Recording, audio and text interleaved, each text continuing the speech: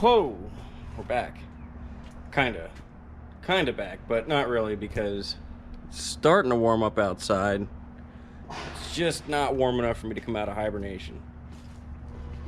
What you haven't seen is me upload at all this winter time, because I don't do that. I don't do any work in the winter time. I go to my normal job indoors and I collect extra money if I can.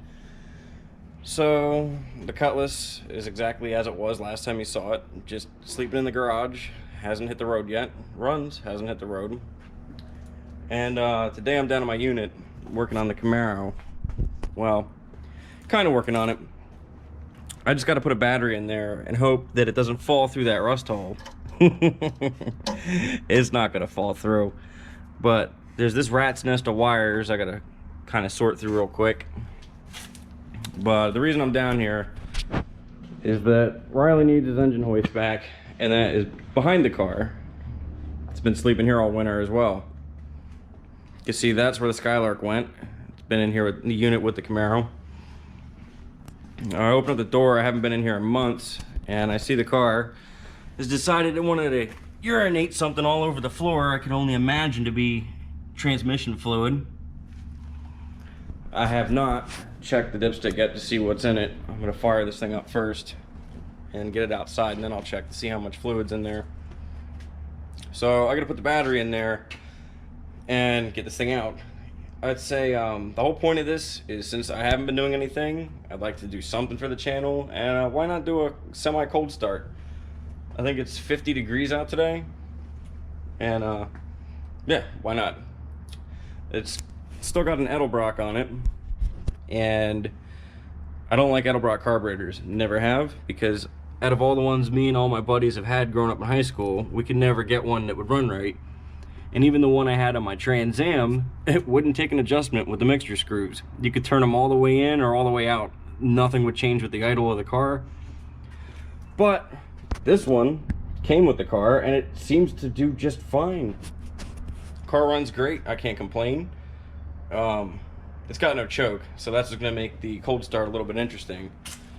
So usually what I'll do is I'll just, once fuel gets up to the bowls and it tries to fire, I'll catch it, and then I'll just hold it at about 15 to 25 or 15 to 2000 RPMs for about 25-30 seconds, and then I'll ease my foot out of it and it'll stabilize and stay running.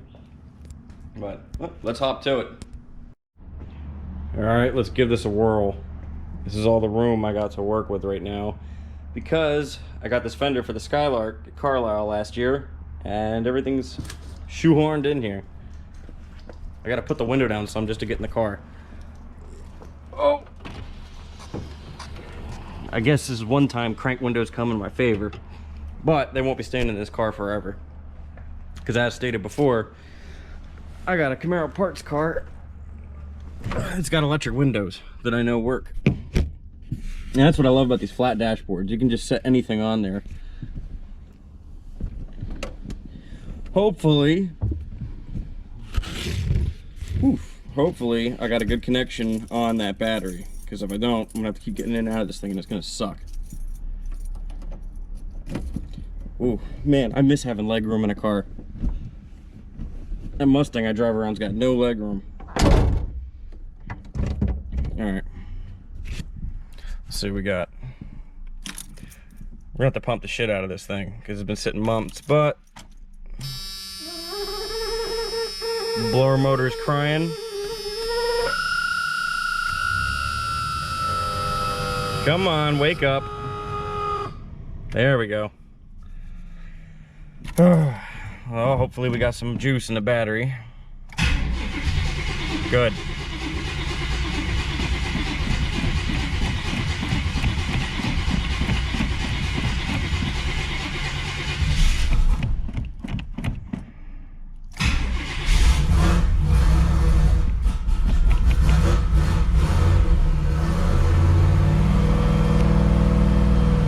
And we got it.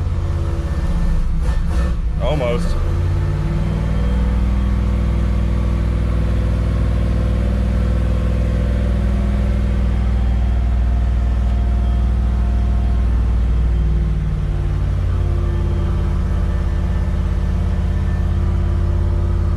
Tach's not hooked up yet.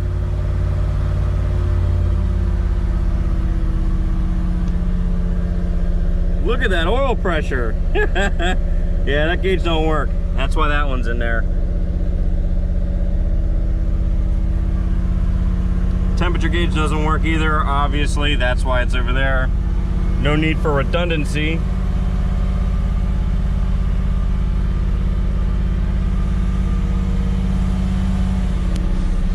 Car's been sitting since September.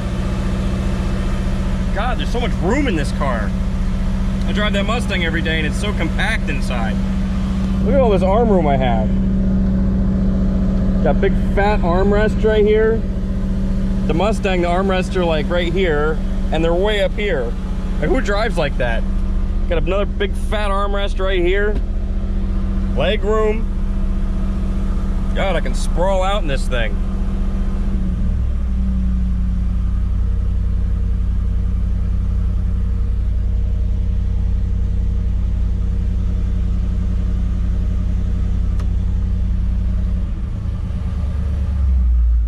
Alright, that's no foot on the gas.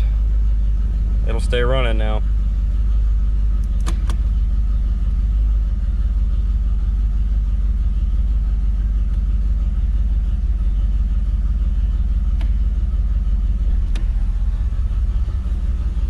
Ooh, it even has power steering.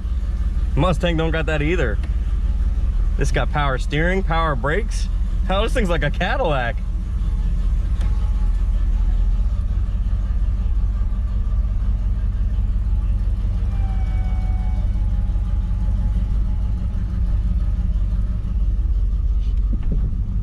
Ooh, I'm not used to power brakes.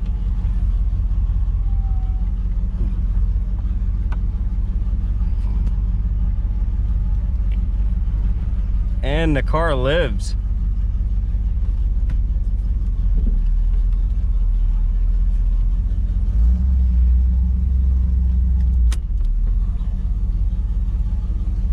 I'm gonna go down here and turn around.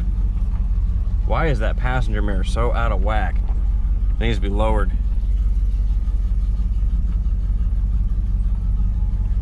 And the driver's mirror is out of whack too. My dad was the last one to drive this thing. But I don't think he adjusted the side mirrors, only the rear view. All right, I'm gonna turn around. All right.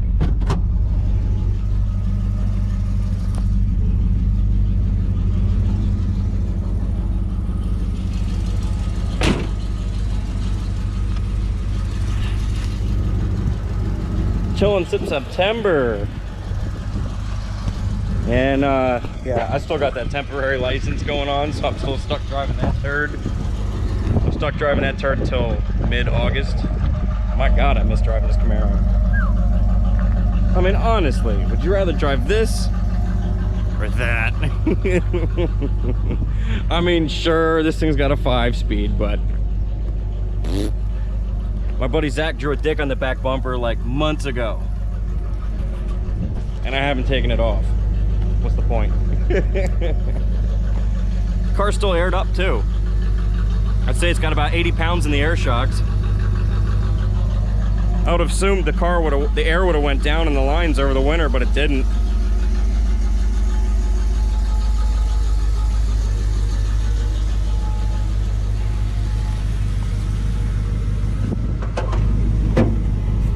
Come on, hood, let's go. But yeah, it's a taste of spring, man. I can smell it in the air. It's coming. Get ready. There's a lot of work I got to do to this car over the summer. Got to get the cutlass done, and I mean done.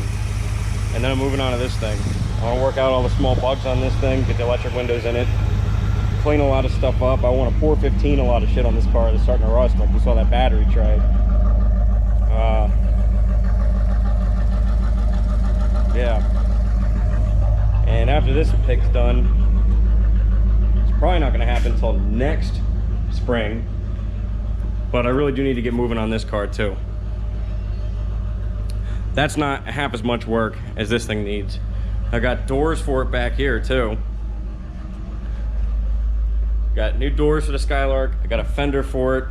It's got rot down at the bottom, but you know, I can fix that shit the wrong way with Bondo, and that's exactly what I'll do. And fun fact, I got two Olds 307s here. Now, isn't it funny? No Olds transmissions have the back of the crankshaft drilled out to accept the input shaft of a manual transmission, unless you A, have it drilled out at a machine shop, or B, the car came with a manual transmission. But check it out. Both these 307s, the crank's drilled out. You know, finally, once they stop offering manual transmissions in cars, they decided to drill out the crank. But the good news is, those 307 cranks, I believe, are the same. They're the same crank as you'd have in a 350. You can bolt that in an Olds 350 and it'll work. I don't know if they're the nodule iron cranks, like the older cranks have that N stamped on them. But who cares? If you're building a street car, whatever. It's a cheap way of getting a stick shift crankshaft. Well, I'm gonna wrap it up. Stick around. I'll see you guys maybe in a month or two with some new updates on the Cutlass. And I'll see you then. Later.